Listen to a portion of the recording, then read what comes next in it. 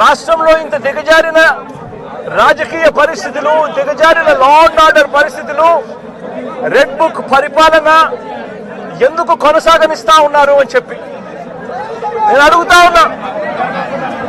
ఇదే రాష్ట్రంలో మొన్నటికి మొన్న 57 చోట్ల ఎన్నికలు జరిగాయి.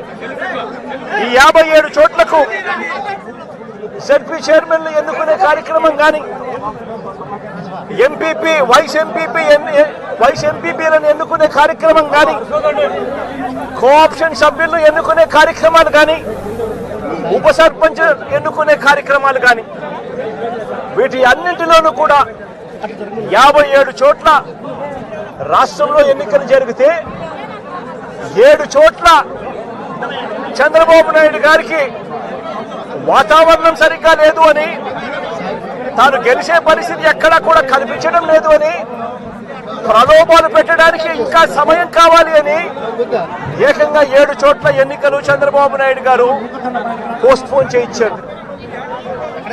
మరో 50 చోట్ల ఎన్నికలు అనివార్య పరిస్థితుల్లో, ఇక జరగక తప్పని పరిస్థితిలో, అంటే చంద్రబాబు నాయుడు గారు ఎంత భయపెట్టినా, ఎంత ప్రలోభాలు పెట్టినా కూడా ఎవరు కూడా లొంగని పరిస్థితి కనిపించిన నేపథ్యంలో ఎన్నికలు జరపక తప్పని పరిస్థితిలో జరపాల్సి వచ్చింది. నేను అడుగుతా ఉన్నా, ఈ 50 చోట్ల ఎన్నికలు జరిగితే ఏకంగా 39 చోట్ల వైఎస్ఆర్సీపీ గెలిచింది. నేను అడుగుతా ఉన్నా ఇదే పెద్ద మనిషి చంద్రబాబు నాయుడు గారిని, ఈ 57 చోట్లైనా కూడా చంద్రబాబు నాయుడు గారికి బలం లేదు. గెలిచిన వాళ్ళంతా వైఎస్ఆర్సీపీ సభ్యులు, వైఎస్ఆర్సీపీ బీఫామ్ మీద గెలిచిన సభ్యులు, వైఎస్ఆర్సీపీ టికెట్ మీద గెలిచిన సభ్యులు, వైఎస్ఆర్సీపీ ఫ్యాన్ గుర్తు మీద గెలిచిన సభ్యులు. మరి ఇలాంటి చోట చంద్రబాబు నాయుడు గారికి బలం లేదని తెలిసి ఎందుకు చంద్రబాబు నాయుడు గారు హింసను ప్రోత్సహిస్తూ, ప్రలోభాలను ప్రోత్సహిస్తూ, భయపెట్టిస్తూ, పోలీసులను తన దగ్గర పనిచేసే వాచ్మెన్ల కన్నా హీనంగా కూడా వాడుకుంటూ ఎందుకు చంద్రబాబు నాయుడు గారు ఇంత దిగజారిన రాజకీయాలు ఎందుకు చేస్తా ఉన్నారు చంద్రబాబు నాయుడు గారిని అడుగుతా ఉన్నా. ముఖ్యమంత్రి స్థానంలో ఉన్న వ్యక్తి ఏమవుతుందండి ఒక చోట ఎంపీపీ పదవి పోతే, ఏమవుతుందండి ఒక చోట జెడ్పీ చైర్మన్ పదవి పోతే, ఏమవుతుందండి ఒక చోట ఉప సర్పంచ్ పదవి పోతే.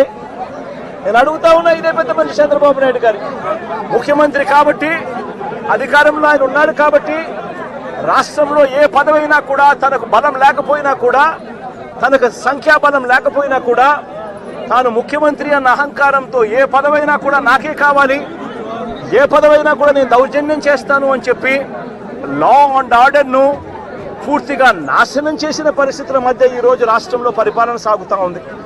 ఇదే పెద్ద మనిషి చంద్రబాబు నాయుడు గారిని అడుగుతా ఉన్నా, ఇదే రామగిరిలో ఇదే మండలంలో ఎంపీపీ ఎన్నికకు సంబంధించి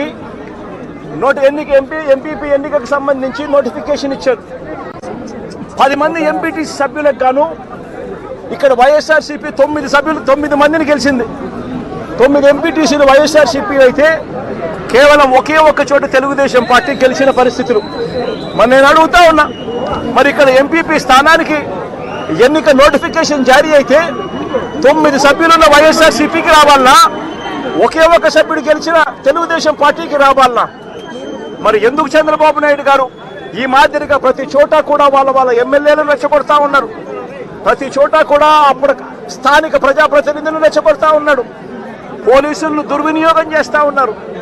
చేసి చివరికి ఏం జరిగింది? ఇక్కడ 9 మంది ఇక్కడ వైఎస్ఆర్సీపీకి సంబంధించిన సభ్యులు ఉంటే చంద్రబాబు నాయుడు గారు ప్రలోభాలు పెట్టే కార్యక్రమం, చంద్రబాబు నాయుడు గారు భయపెట్టే కార్యక్రమాలు జరుగుతూ ఉన్న నేపథ్యంలో వీళ్ళంతా కూడా కోర్టుకు వెళ్ళి కోర్టుల నుంచి వీళ్ళంతా కూడా